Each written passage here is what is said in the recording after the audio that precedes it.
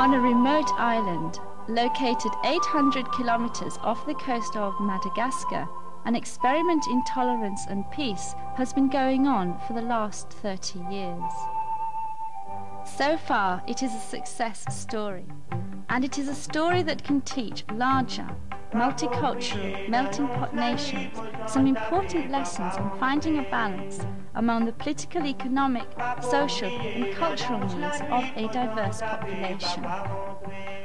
Mauritian society has remained a tapestry of communities enclosed within a border of ocean and tied together by common economic and political threads.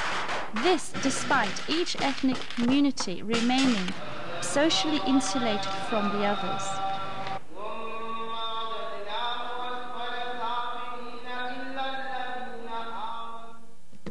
Inhabited initially by settlers from Holland, the island was abandoned to be taken up by the French.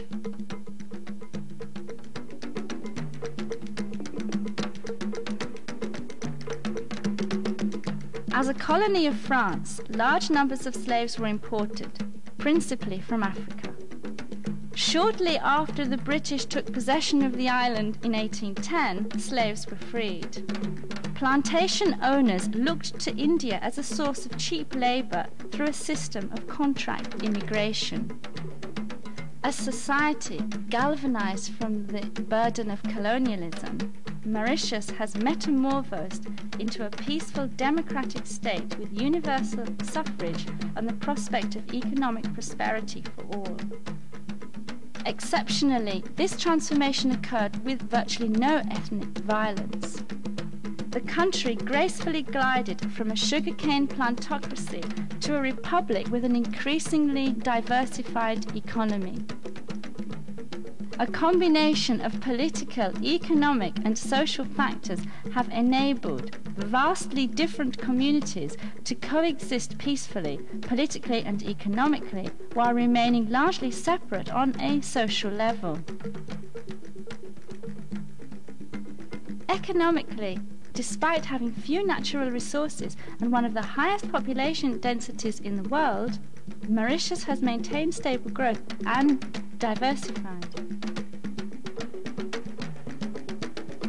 In addition to sugar exports, a growing manufacturing sector has developed, particularly in the textile industry. The thriving business district has emerged in the past 20 years. Tourism also plays a major role. Mauritian beaches and fishing attract people from Europe, South Africa, and elsewhere.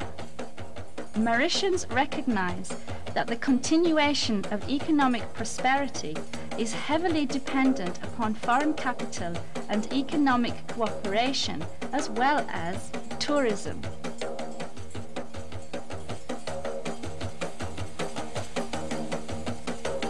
It is essential that the country successfully sell an image of a stable democracy committed to market economics and civil rights, a paradise in the Indian Ocean.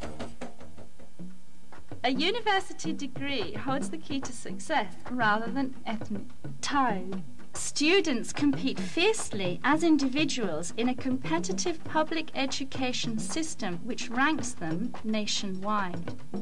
Residential integration has also worked in favor of peaceful coexistence. Almost all residential areas are ethnically mixed. Together with the island's small size, this proximity forces people of each community to interact on a regular basis outside of the highly structured workplace. Each community in Mauritius is also deeply splintered along religious, caste, racial, linguistic or class lines. These divisions often cross-cut each other. Consequently, individuals within largely defined communities have conflicting interests. The lack of a cohesive group prevents the large-scale cooperative behavior needed for ethnically defined violence. the government has been largely concerned with economic growth rather than social development. By ignoring the issue of ethnicity, it was hoped that the population would become more tied to class issues. Evidence from other plural societies suggests that culture is more fundamental to identity than class.